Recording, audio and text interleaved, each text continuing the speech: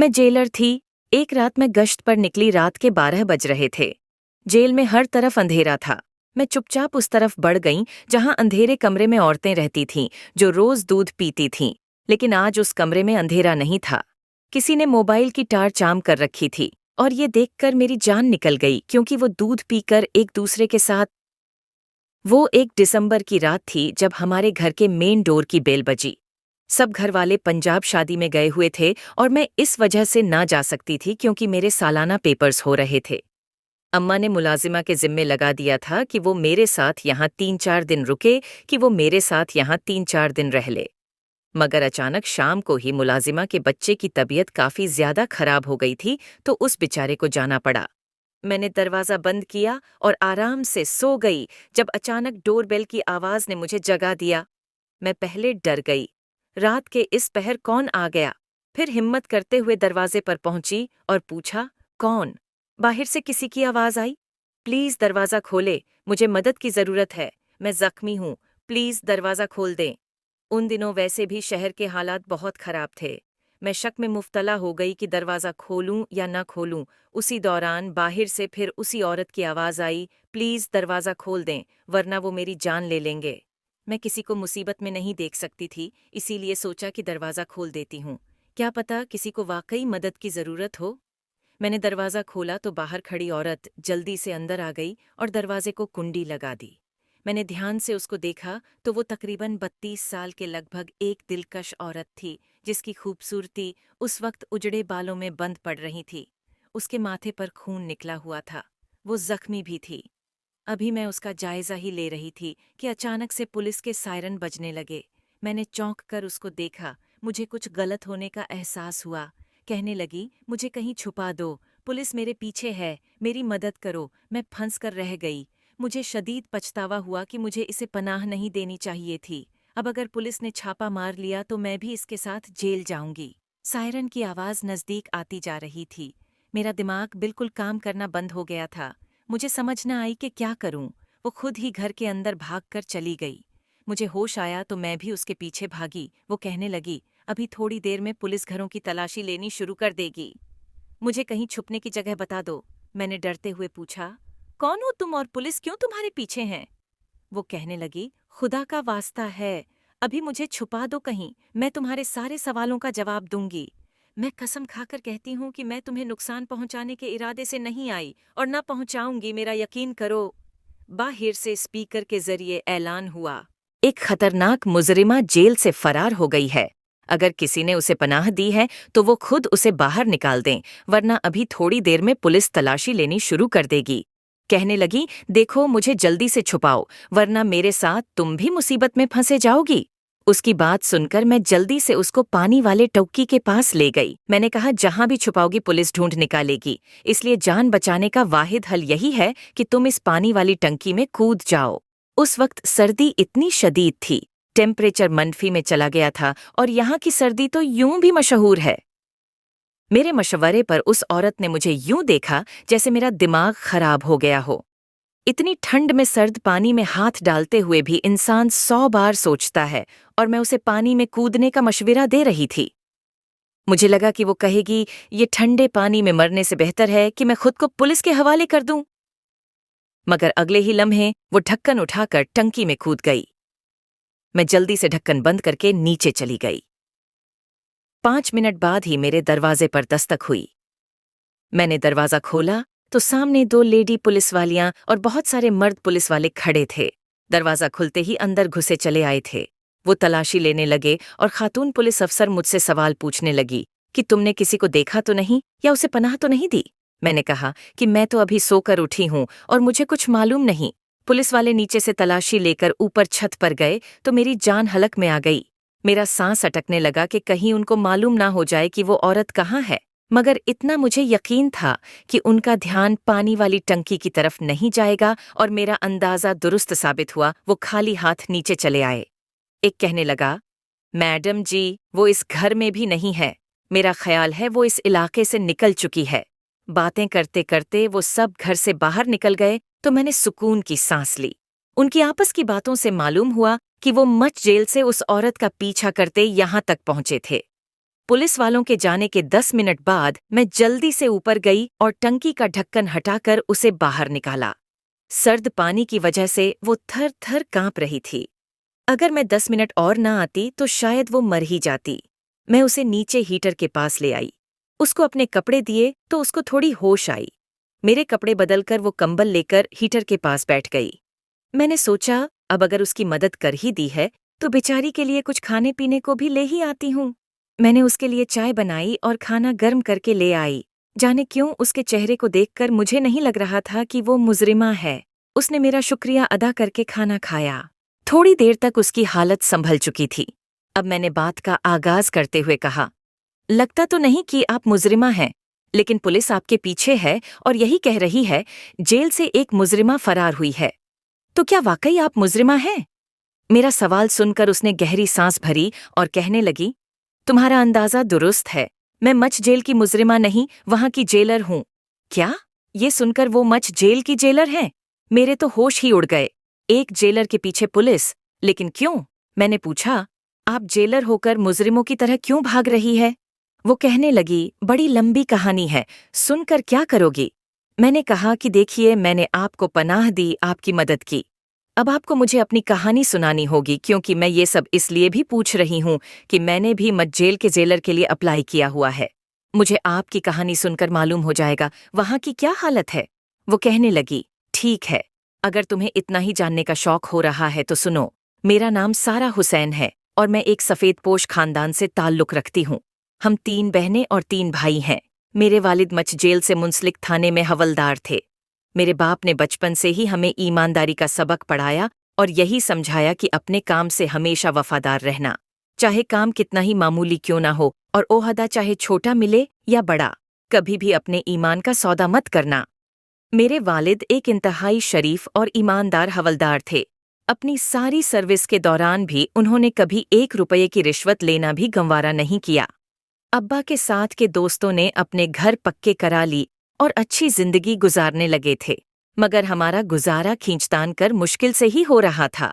मैं अब्बा की बहुत लाडली बेटी थी, इसलिए अक्सर घर के हालात से तंग आकर मैं उनसे कहती कि अब्बा अपने साथ के लोगों को देखे कि उन्होंने किस कदर तरक्की कर ली है, उनसे ही कुछ सीख ले।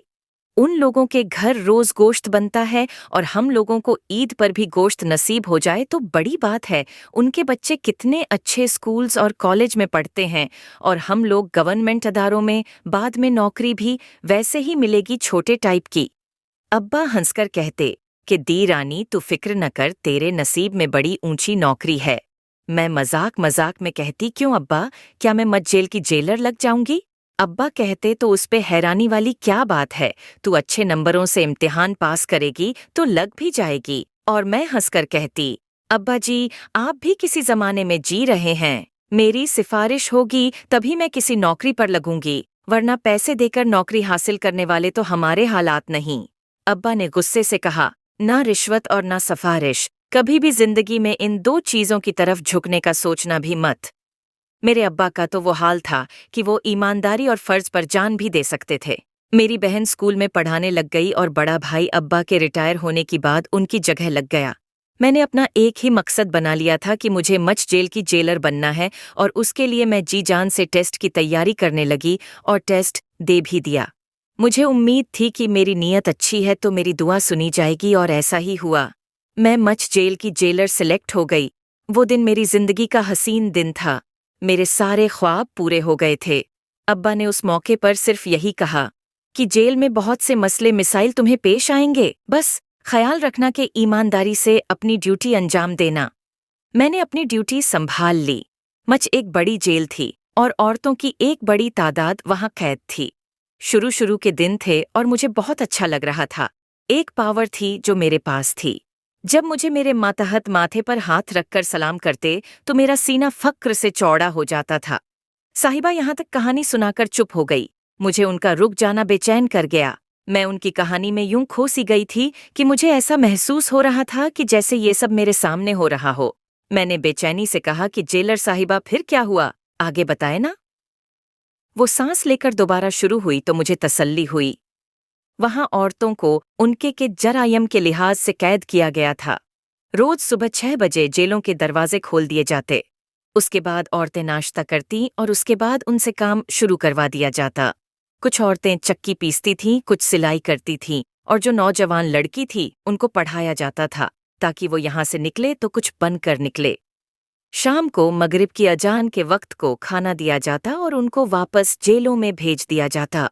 शुरू शुरू के दिनों में तो इतना अंदाजा न हुआ कि यहाँ किस किस के ग्रुप बने हुए हैं, मगर आहिस्ता आहिस्ता मुझे पता लगता गया कि किस औरत ने किसके साथ और क्यों दोस्ती कर रखी है।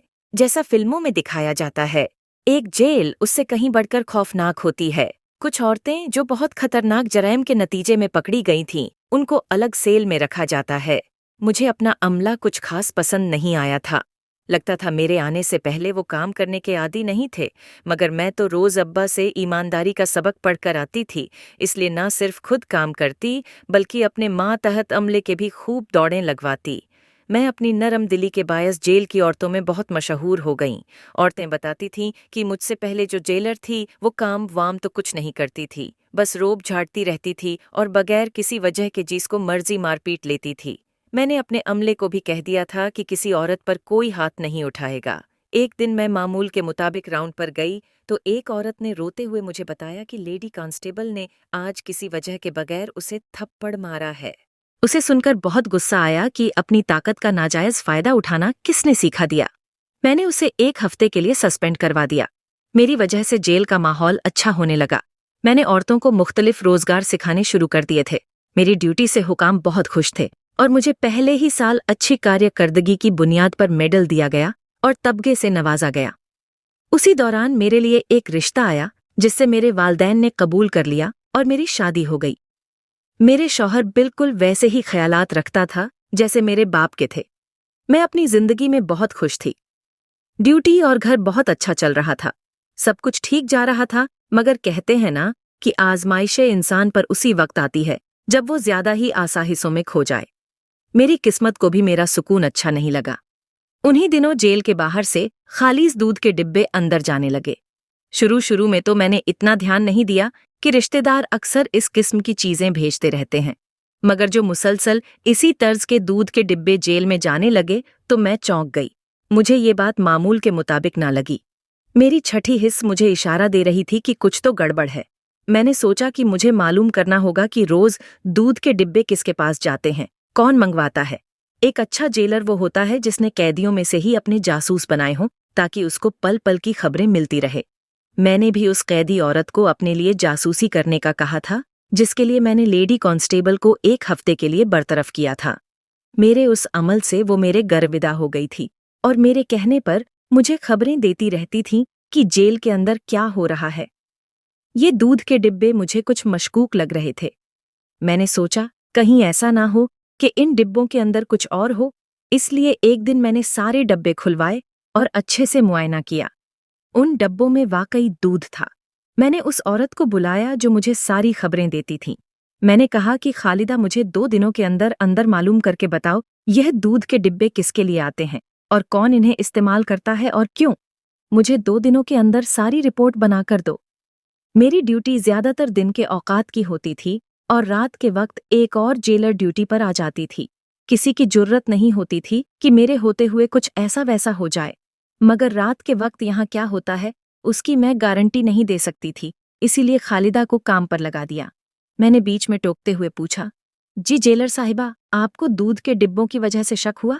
मेरे सवाल पर जेलर सारा ने हाँ मैं सर हिलाते हुए कहा, हाँ, रोजाना कई डिब्बे दूध के जेल के अंदर जाते थे और मेरे नजदीक ये नॉर्मल बात नहीं थी।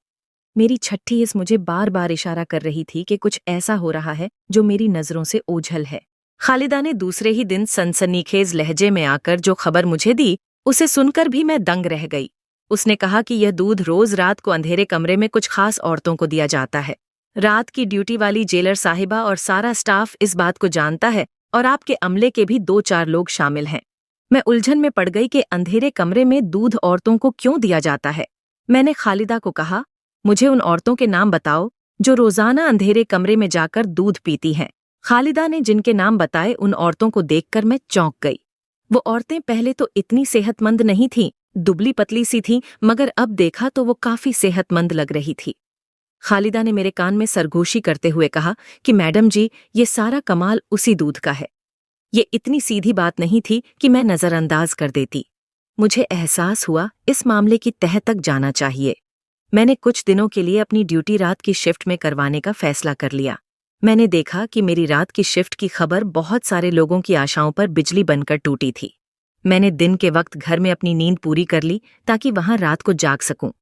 रात के 10 बजते ही मैंने देखा कि लेडी कांस्टेबल चोरी चोरी कही जा रही है। मैंने सोचा कि इसके पीछे जाकर देखती हूं कि वो कहाँ जाती है।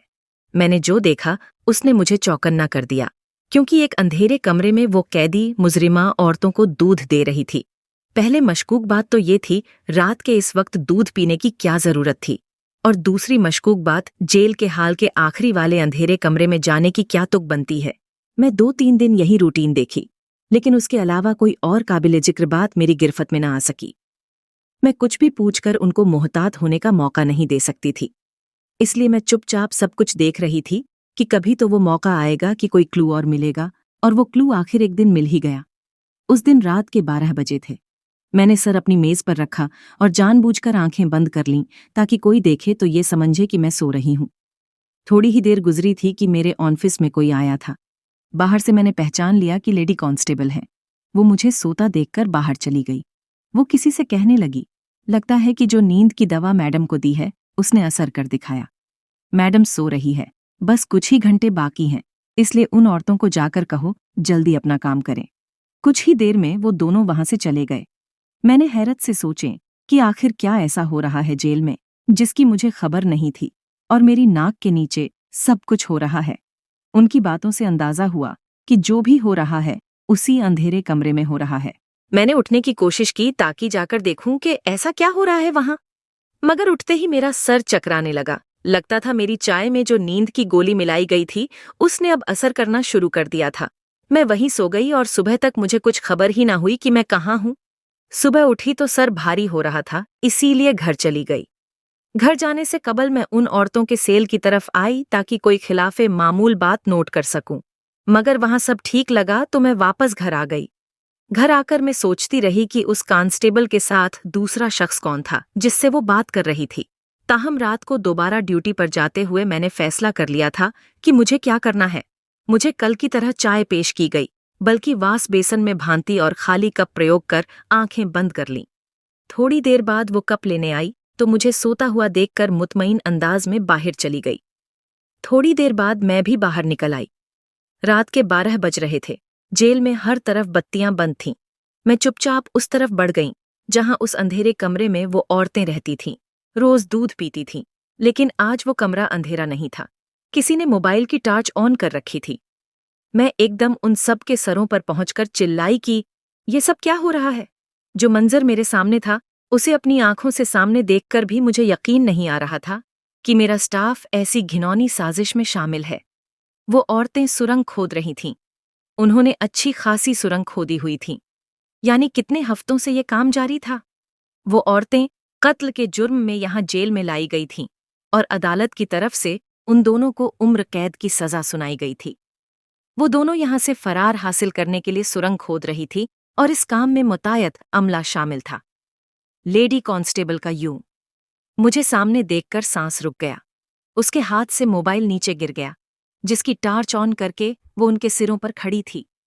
वो औरतें इसलिए दूध पीती थीं क्योंकि सुरंग खोदना आसान नहीं होता, उसके लिए बहुत ताकत चाहिए होती है।